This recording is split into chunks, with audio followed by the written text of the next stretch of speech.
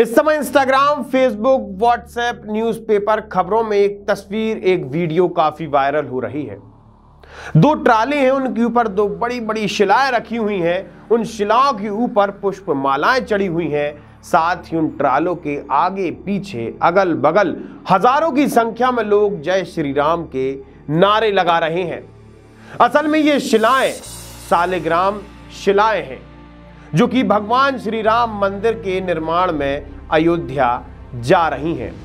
आज हम आपको बताएंगे कि आखिर नेपाल से ये शिलाएं अयोध्या क्यों जा रही हैं, आखिर इन शिलाओं का महत्व क्या है और इन शिलाओं का वहां उपयोग क्या है। नमस्कार, मैं आशुतोष भार्गव, आप देख रहे हैं अयोध्या।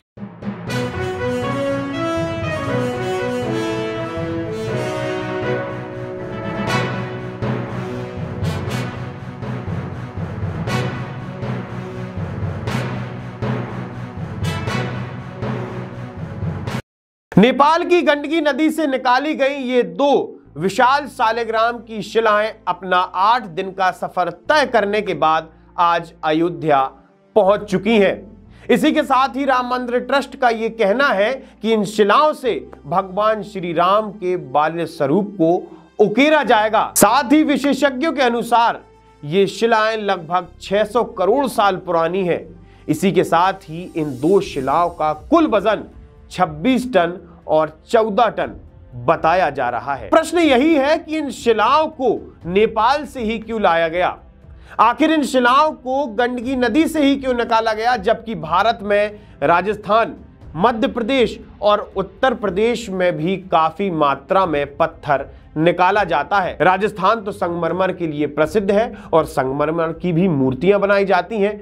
लेकिन आप सभी ने एक कथा सुनी होगी, कथा है शिव पुराण की, जब शालिग्राम की कहानी सुनाई जाती है। तुलसी नाम की एक बड़ी ही पतिव्रता स्त्री थी जिसके पति का नाम राजा शंखचूर्ण था।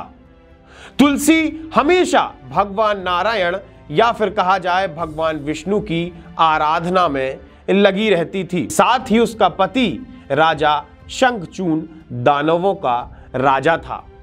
उस समय दानव और देवताओं के बीच काफी युद्ध हुआ करता था, लेकिन पत्नी की आराधना की वजह से देवता दानव शंखचूर्ण का बाल भी बांका नहीं कर पाते थे।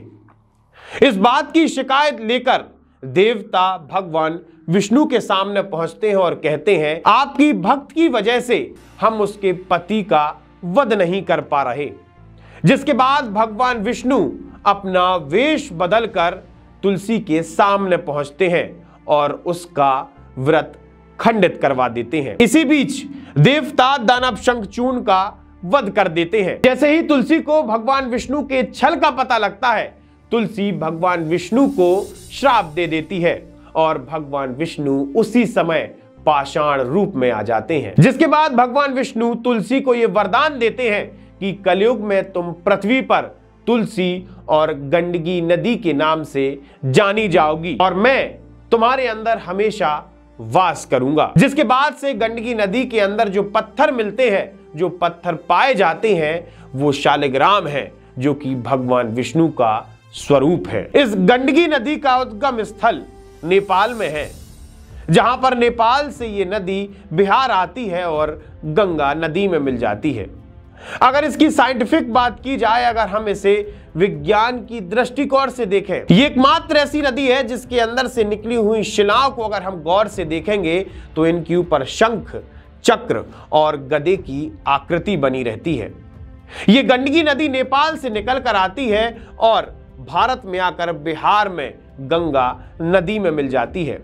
अब अगर हम साइंस की नजरों से देखें या फिर साइंटिफिक बात की जाए तो इस पत्थर को एमोनाइट श्रेणी का पत्थर कहा जाता है या फिर ये पत्थर एमोनाइट श्रेणी का होता है। इस पत्थर को इंसान नहीं बना सकता।